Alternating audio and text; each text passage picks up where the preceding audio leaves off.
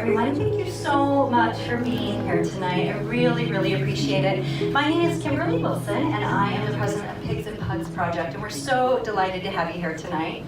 We're an organization that works to raise awareness about pigs and pugs through events such as this, and then also through donating micro grants through pig sanctuaries and pug rescues.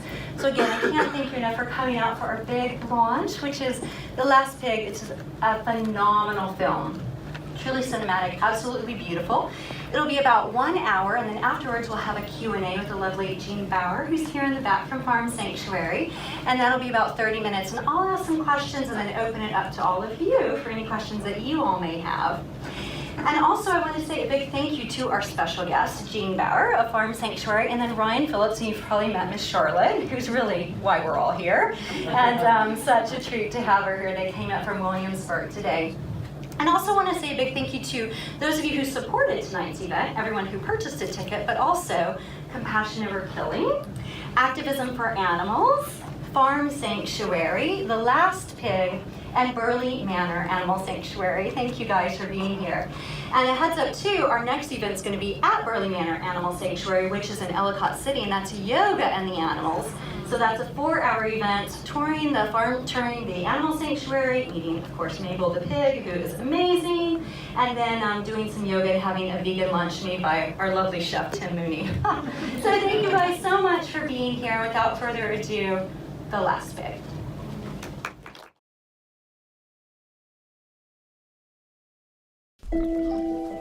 They follow me, curious, interested, irresistibly gregarious. What they don't know is that this communion is a lie. I am not their herd mate. I am a pig farmer. And sometime soon, I'm going to have them killed.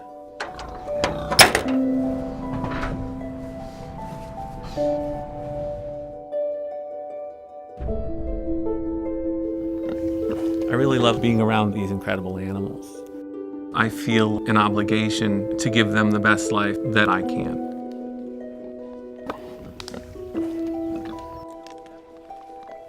After 10 years of looking into thousands of pig eyes, I've come to understand that they're never vacant. There's always somebody looking back at me.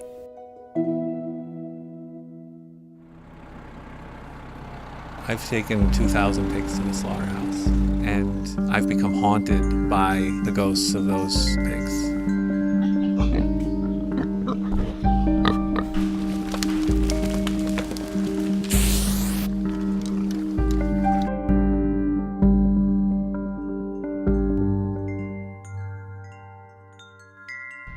I don't want to have power to decide whether something lives or dies anymore. He is one of the last pigs that I will ever have slaughtered.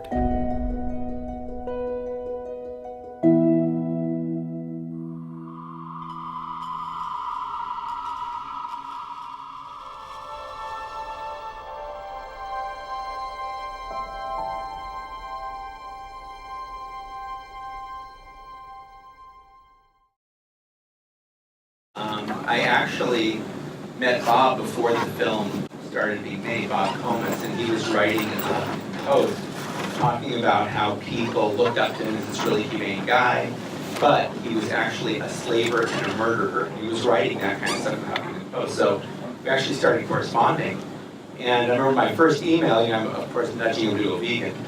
And he said, I don't think I'll ever go vegetarian, but he actually ended up becoming vegan over time. And Allison, the film is very, I think, artfully done.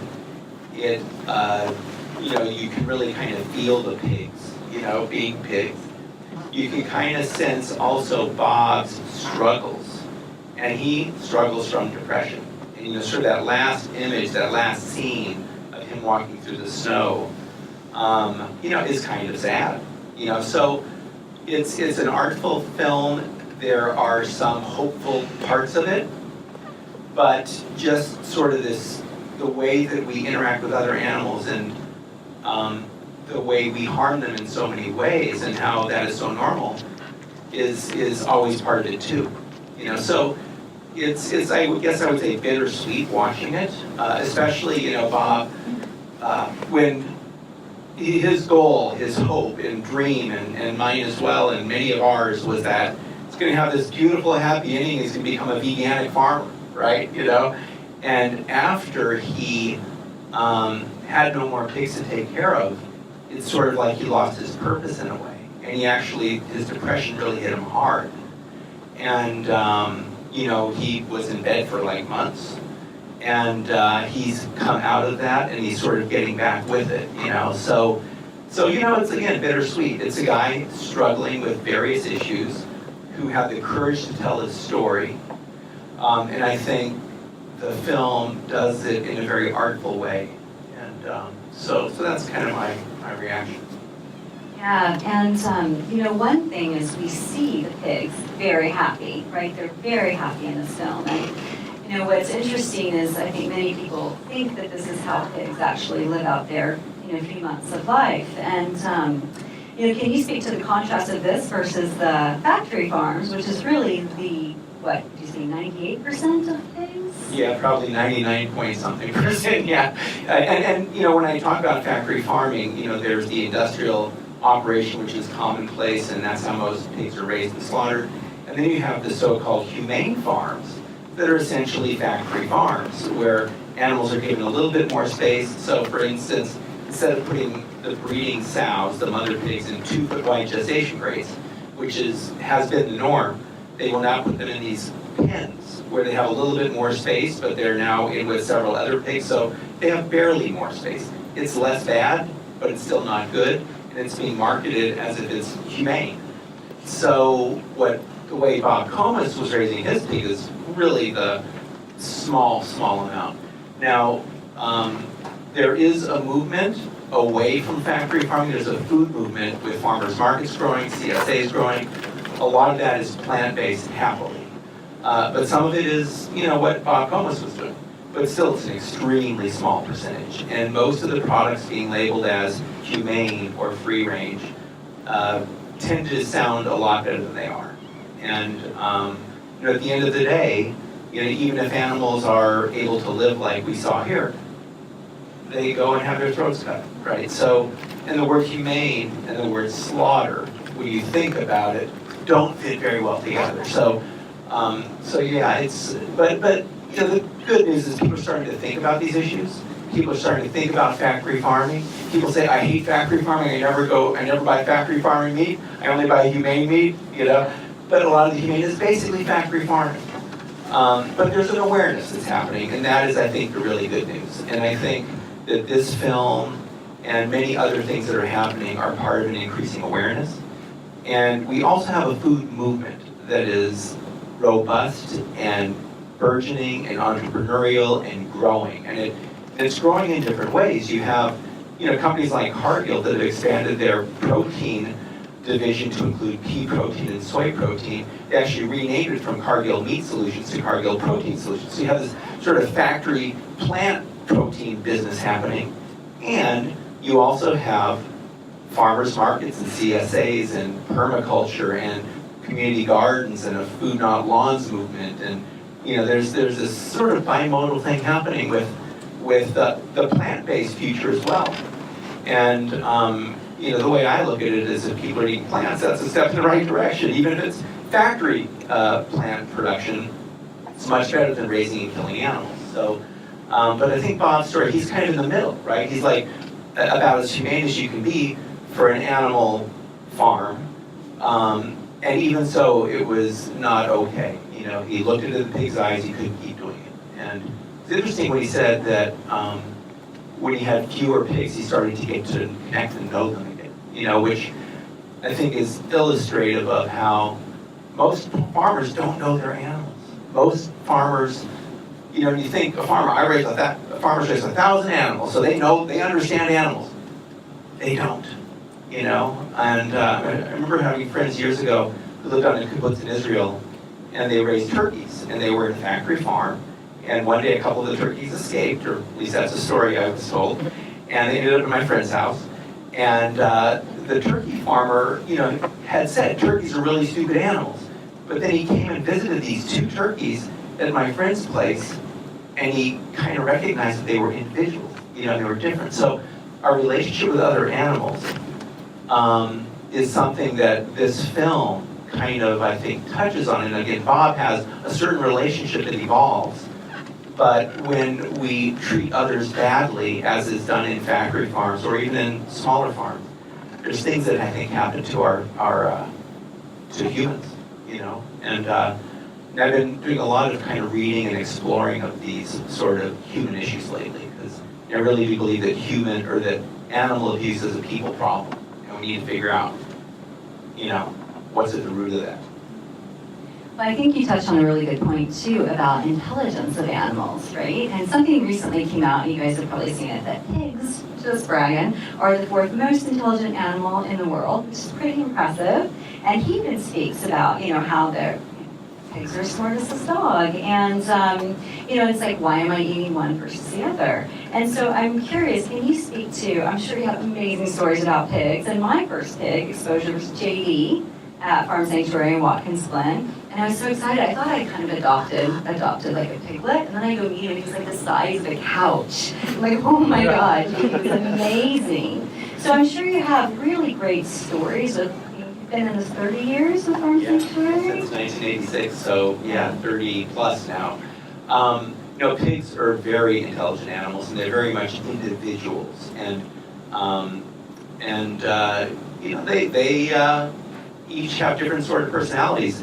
I'm not doing the daily animal care these days, so I can't really speak to who is there and who they are right now. But early on when I used to do it, I remember, one situation where we had Hope, who was a crippled pig, and she, oftentimes we would feed her, and there was, sometimes other pigs, especially Raquel, would try to get Hope's food. And Raquel knew she wasn't supposed to do it, so I would tell her, don't do that. And Raquel knew it was wrong, but she would sometimes try to get away with it. So I would sometimes feed Hope and then kind of hide, and Raquel knew she was not supposed to do this, but she was wondering if I was watching her. So I'd see her, and she would be kind of looking at the food, and she's like, can I get away with this, So some of them are a little naughty, I guess. But then Johnny came, and Johnny was much younger than Hope, but he really bonded with her, and he became sort of her constant friend and companion. And then I didn't have to worry about Raquel or anybody else getting Hope's food, because Johnny was there to make sure that Hope got her food. And so you see these relationships and the way these animals bond and how they are protective and loyal, and they develop friendships. And then, Hope was a lot older than Johnny, and she died, and then Johnny died shortly after that. And he was depressed, and it really, again, shows sort of the depth of emotion that these animals have. And and pigs, the other thing that's I like the most about pigs when I visit these days is just how they totally love belly rubs. You walk up to a 500-pound pig, you touch their tummy, they flop over for a belly rub. And then they grunt their pleasure and say, keep going, keep going. And, pigs and other animals and humans are really very much creatures of our experience. And when they first come to us, the animals before they come to Farm Sanctuary, they've been abused, and they're very fearful of people, because when people have approached them, it's usually meant pain of some sort. Whether they're being moved in a harsh way or shocked or mutilated. I mean, pigs have their tails cut off without painkillers. So when a human being approaches, it's usually meant a bad thing. And so it takes them a while to warm up, but when they do, and they know that when a person approaches now, it might need a belly rub, it's a very different kind of experience, and it's a win-win. It's a positive one for the animals, it's a positive one for us. And I think it actually benefits our health and well-being. It lowers blood pressure. It benefits the health and well-being of the other animals to interact with them in a positive, mutually beneficial way. And that happens at the sanctuary. And so that's why it's such a beautiful place to visit, as are other sanctuaries. These are places where the animals are our friends, not our food, where we get to interact with them in a way where we benefit and they benefit. And the sanctuary actually started because we used to do lots of investigations, going into factory farms, documenting conditions, and seeing one horrible thing after another, and being able to rescue animals was a way that, you know, we could heal ourselves as well as helping the animals. So, so that's how the whole sanctuary thing really began, was we were doing undercover investigations. We find living animals left in trash cans or on piles of dead animals, and we started rescuing them. And so that's, so again, that was part of the healing. But it's also been said, and a good friend of mine said this many, many years ago, that animal rescue is like the crack cocaine of the animal movement, because it's a fix, right? You feel positive, you did something good, but you know what? We can't rescue ourselves out of this situation. So this is sort of the chronic challenge for sanctuaries, is you can rescue a certain number, but at a certain point you have to say no. So ethically speaking, we must rescue them all, and practically speaking, we can't. So that is sort of the chronic challenge that sanctuaries face, and so you just have to accept that and do what you can do, and absorb and dwell in the good things instead of dwelling in the bad things. That leads me to my last question, which is exactly that, of like, what can we do, right? After you see a film like this, it's quite eye-opening. And again, these are the happy pigs. These are the 0.5% of the pigs. And just for those of you who have never touched a pig, of course, Charlotte is in the house, which is such a treat. But there are sanctuaries nearby, Poplar Spring, Whispering Rise, and Burley Manor. Probably there are a few more, but within like an hour-ish drive, which is such a treat for a city person to get out and go pet a pig. Highly recommend it. As you said, it's great for well-being. But my last question for you is really, what can we do? So what can we take away from this experience tonight and feel like we're actually making a difference? I remember when I saw like my first Meet Your Meat, right, like 15 years ago, I immediately went and adopted JD. So, you know, I thought, oh my God, I'm making such a difference. And he was like one pig out of what? Billions, right? But yeah, it felt good, and now I've learned that, you know, I'd like to adopt a billion. So, you know, I'm just curious, what do you think that we can do, like even starting tonight, that would be a step in the right direction? Yeah, well, you know, adopting an animal at farm sanctuary is a great thing to do, and you get a picture of the animal you're helping save, and then tell that animal story. Put the picture up at work. Every year for Thanksgiving, we do a celebration for the turkeys, and we have our big Adopt a Turkey program. Encourage people for Thanksgiving to adopt a turkey. You know, you get a picture of the turkey, and so when Thanksgiving dinner comes around, you know, you can tell your family that don't worry about the turkey, that you'll bring the turkey to Thanksgiving and bring the picture. And you know, they may or may not go for that, so you know, use your own judgment in that one. But having a picture of a rescued turkey, you know, around Thanksgiving at work or in other places is a way to raise awareness and get people thinking. So what we can do is, number one, you know, choose not to eat animals. You know, that's one of the most important things we can do, and not to, you know, eat animal products. And then also to be a helpful example and a supportive presence for other people who might be interested in this. And I think one of our best tools is food. Bringing good vegan food to work and sharing it. You know, and if you do have a Thanksgiving event that you're going to bring good vegan food and share it, or going to a potluck or any kind of thing, bring good vegan food and share it. And I think as a longtime vegan activist, you know, I'm quick to say, I'm vegan and this is vegan, check it out.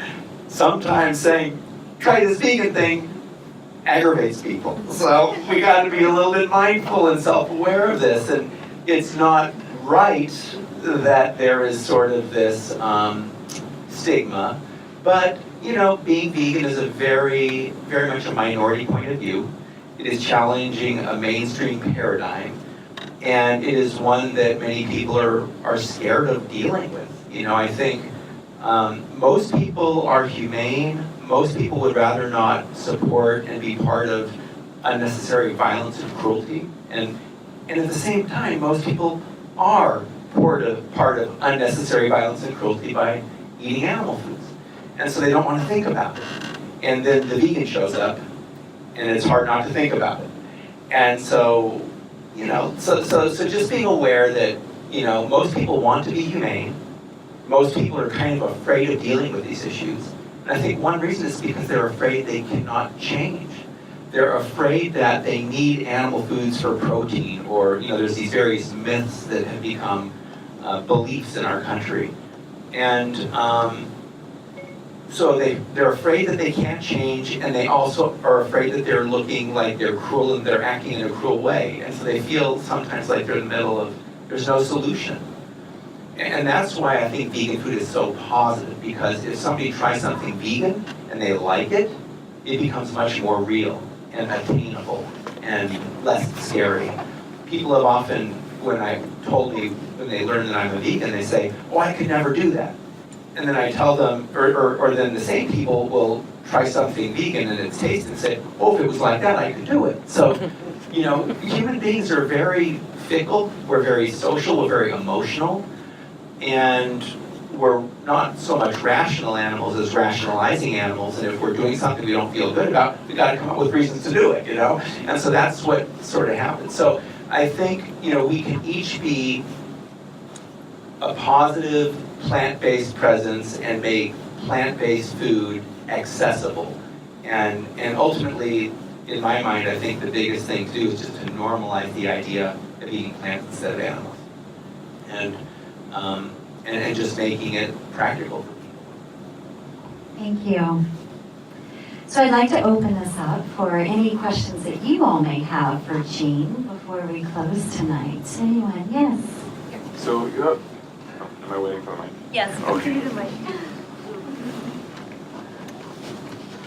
So thanks for being here and sharing your thoughts. I think Susan had this question as well, being on center stage for a moment. So when you talk to chefs, I don't know how often you interact with professional chefs. Chefs, I think, currently have taken on this role for many as sort of being very involved with social justice across a variety of causes, and that includes being aware of where food comes from. And you do have chefs who are both aware of where meat comes from and maybe are striving to source it from humane sources, but have still come to an acceptance of this is meat, this is where it comes from, and they're okay with that. And I'm curious if you've had conversations with professional chefs, sort of how you navigate that, the fact that they are fully aware of where it's coming from and are okay with it, and sort of how you navigate that sort of tension. Yeah, no, it is tension, and it does require diplomacy and challenges. And, I try to find the common ground and build from there. So rather than, if there's a chef that is going to take a position and say, I'm not going to support factory farming, I'm only going to buy pigs from a place like Bob Comas. I think that is a step in the right direction. It is less bad than supporting factory farming. I wouldn't call it good. But rather than belaboring that point and talking about the disagreement where I think that this is not good, I will then try to focus on the vegan foods that this chef might be interested in preparing and exploring. And so I always try to find the common ground and build. And then, recognize disagreements. Recognize where I think there's a problem. And be clear about it. But also patient. And, there are some times when you sort of go to the wall on cruelty, right? Like foie gras, right? There's certain things you kind of push hard. But when somebody is taking steps and is moving forward from the mainstream, I think those are steps. And small steps sometimes lead to bigger steps. And it begins a process. And rather than saying he is selling humane meat, I would say he's not supporting factory farming in a certain way, right? So I'm going to try to look at it in that sense and try to create a positive aspect, because this is somebody that does not like factory farming. So that's an area we would agree on. And then he would probably say, I'm selling humane meat, and I would not say that, right? So that's the area where, but if we could find the common ground against factory farming, that's common ground. So I look for the common ground, try to build from there. Great. Yes. Do you know if Bob Kumis ever made it to Farm Sanctuary or any other sanctuary you know of? And if he did, what sort of effect it might have had on him?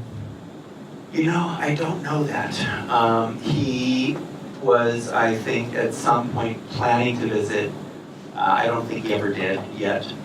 I think that he is starting to come back around, and you know, we have an open door at the sanctuary. We would love for him to come visit. And you know, one of his big pigs still lives with us. Her name's Roxy. I'd love for him to come and hang out with Roxy a little bit, give her a belly rub. But I think he's, you know, he's still working on things. And last I heard, about a few months ago, he was getting back into trying to do the vegan farming. So he's, hopefully we'll visit. Yeah, I interviewed him a couple years ago, and he mentioned how, so I was like, oh, are you going to visit your pigs? And he was like, it's just too hard. I hope to at some point. And he also lost Monk a year or two ago, too. Sweet, he's like, yeah, farm dogs have really hard lives, as you saw. Monk was always with him. So, yeah, so he's had a hard go of it.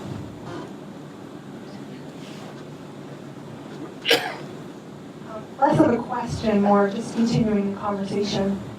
I would love to see, being a vegan and being someone who's grown up with a lot of food around me, like good food, vegan food is actually, it tastes better. So I would love to see something like, I don't, you know, sometimes it's just the token entree somewhere, or it's the token challenge in a food cooking contest. But I would love to see a whole cooking competition just on vegan. I mean, these chefs are so great. They should be able to make really good food from just vegetables. And I just want to give an example because I don't think we rely on fat so much that that's all we know. We don't know how to make good food from non-animal fats. But like for my potluck at work, I made, and I just found it online, I made excuse me, it's a southern dish. It's collard greens and black-eyed peas, vegan version. And I had everybody, I mean, I've never made it before, but I had everybody in the office loving it. And what I did instead of the bacon was I used the chipotle peppers and adobe sauce, because that's what it's called for. And it was so different that everybody kind of flocked to it. So I would love to see like more of a celebration of that, because I think we can get a lot more people in that way, rather than just making the exception. I think that's a great example, and that's really good vegan activism, making food like that. And, you know, in the animal movement, we often focus on factory farming, slaughter, cruelty, and painful things. I think focusing on positive and celebration around food is a great way to attract people and to reach new people. There's a whole foodie movement, you know, and there's a culinary arts. And there's a lot of opportunity, I think, to reach people through that.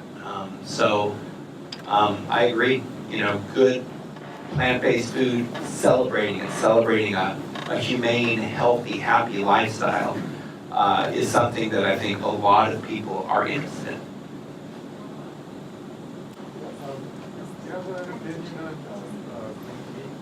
Do I have an opinion on clean meat? Clean meat's not dirty meat, right? No, so clean meat. This has been kind of an evolving thing, and you know, it's meat made from the cells of animals. So it's actually meat, but it's going to be grown in like a laboratory or a brewery or something. The technology's still underway. When I first heard about it, I thought it was kind of gross, eating this, and basically how the cells of animals that then replicate and become, like a big slab of meat. But, from a practical standpoint, if people ate that instead of eating meat from animals who had feelings and had their throats cut, I think it could prevent a lot of suffering. And I think that the clean meat, and clean meat, it used to be called in vitro meat, and I think descriptively you could call it cellular meat, but clean meat is really more of a marketing thing. And, it speaks clean versus dirty, right? So technically speaking, it's a good way to market it. But, in my view, the best foods are whole plant foods, so like beans and greens and whole grains. That's the best. but I can't dictate how people should eat. So if people are going to eat the clean meat instead of animals that are killed, then that's a step in the right direction. If people are going to go to plant-based meats like the Impossible Burger, the Beyond Burger, Gardein, all these meatless meats, that's a step in the right direction. It's processed and maybe not as healthy as like a whole food plant-based diet, but it's a positive step. And I sometimes look at the direction something is going. So, if somebody's a vegan and they go to eating the clean meat, that's not necessarily in the right direction. But if somebody's eating meat and they go to the clean meat, then that is in the right direction. And the other thing about clean meat that is intriguing is that, people who have cats, and cats, are like, I've been told, are obligate carnivores, although there are some people that disagree with that, so I don't know enough about it to have but the general leaning is that they're obligate carnivores as far as I can understand. But the clean meat would work for that, right? And so there are other utilities, I guess, and ways that and there's a lot of very smart people putting a lot of energy and a lot of money into it. So, and a lot of them are vegan activists. So I think the intention behind it is generally good. It's not something that I would necessarily eat, but I don't think I'm their market either. The market is people who are eating meat. So I think it's generally a good thing. We have time for one more question. So, and if you haven't checked out the Impossible Burger at Baur Burger, it's really interesting. Like in the, I think for meat eaters, wanting a burger, but wanting like a clean burger, that's a wonderful, take your friends there. And you get a little flag that says Impossible that goes in it too. So it's like, it's got the interesting team iron, marketing so around it's it. got kind of that like, irony kind of taste. Jean, could you speak a little bit to the Farm Bill and how that may change our food system and what we could do to motivate our own legislators at the state and federal level to support a better food system and healthier change for our country, the world? Yeah. Well, the Farm Bill is coming up for discussion in 2018. It usually lasts about 5 years. September is when it expires, so they're going to have to probably get something done by then, or delay it. And there's a lot of discussion about delaying it after November because the Democrats think they're going to be in power after November. So a lot of this is politics. But the Farm Bill allocates about $100 billion a year in federal monies that support factory farming. They give money to clean up, or they give money to factory farms to build manure lagoons, for example. And the nutrition title is one of the largest parts of it, where they are, purchasing food and giving it to people who need it. And, dairy and government cheese are big parts of that. So what ideally we would like to do is start moving things in a direction where federal monies do not enable and subsidize and support industrial animal agriculture. So they don't, clean up the waste of these factory farms. The factory farms should pay for their own manure lagoon, right? Taxpayers shouldn't have to do that.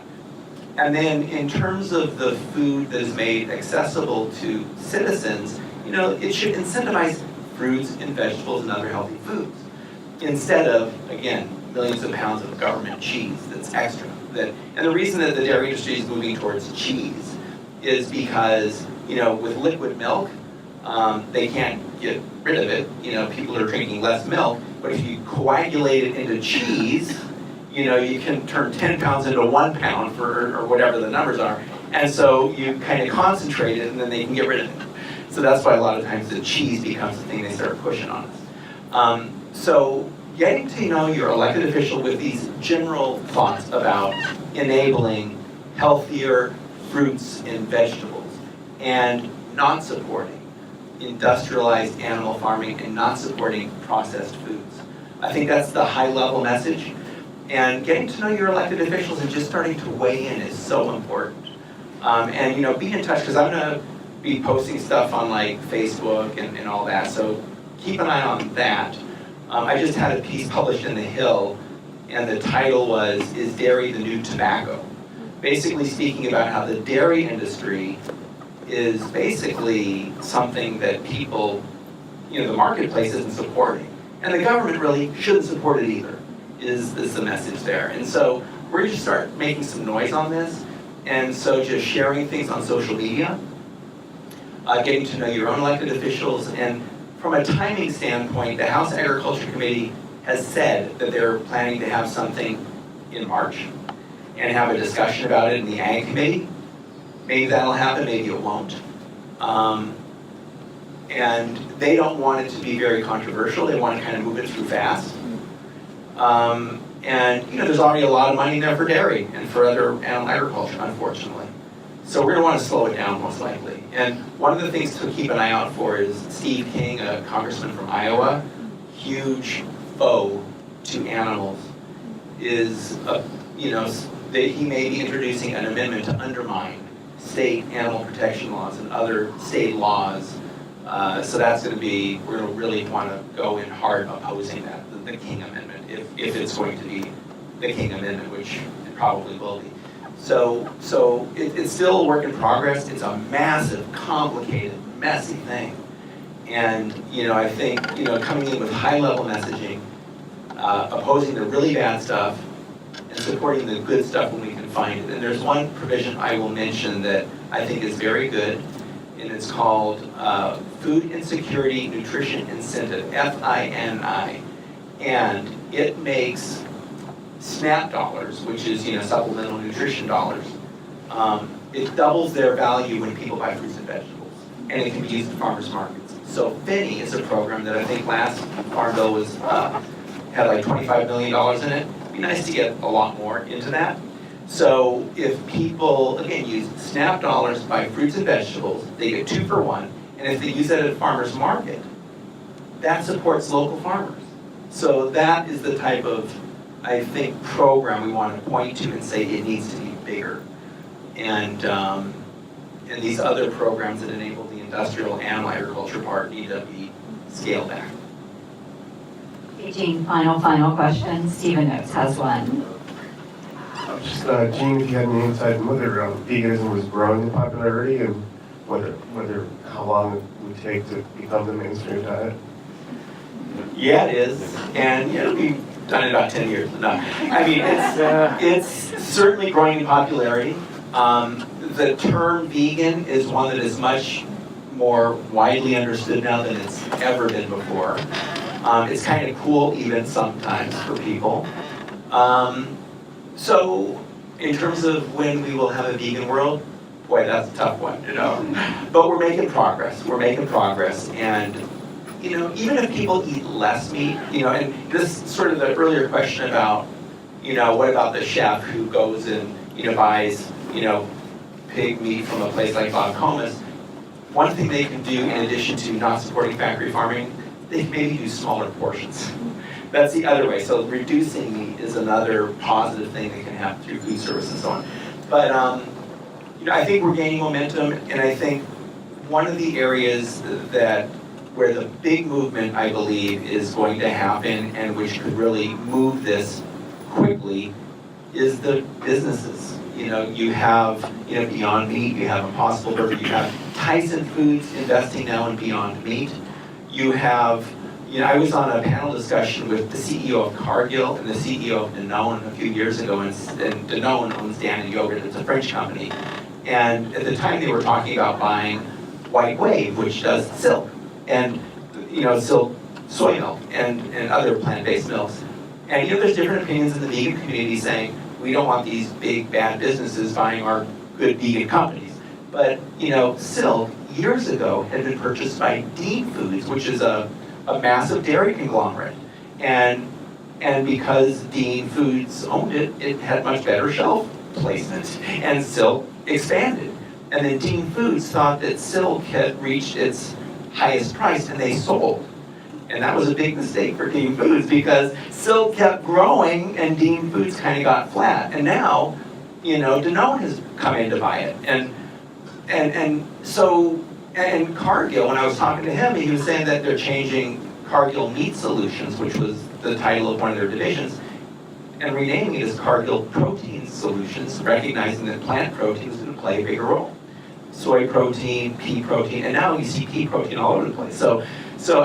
And there's this guy in Britain who's involved with investors that have something like $4 trillion that's kind of involved in their stuff. So, and they are investing with impact and leveraging their investments in companies to push them to go more towards plant-based. So I think the business side is where a lot of the big change is going to happen. And when businesses change, government changes. You know, like look at this whole thing recently with the shooting in Florida, and you know, there's all this in Washington. There's arguing about what are we going to do, and you know, age of when you can get guns.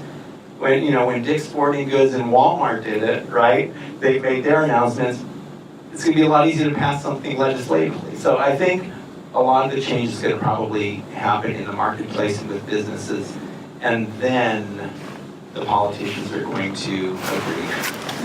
And some of it's going to be grassroots too. So you have a bimodal thing. You're going to have the industrial Cargill types nudging in that direction. You're going to have the grassroots, you know, hardcore foodies pushing from the bottom, and things happening back and forth. So, but I think small entrepreneurial businesses will play a role as well. And the consumers. Consumers huge, absolutely. Yes. Thank you all so much for coming out tonight. A big thank you to Jean for being here. And Brian and Charlotte. And a big thank you to Tim Mooney, fellow board member, and Carol Myers for being our fabulous reader. And thank you again so much. We really, really appreciate it. You can find out more about Last Pig at lastpig.com and Pigs Pugs Project, and of course farmsanctuary.org. So thank you guys. Have a wonderful, wonderful evening.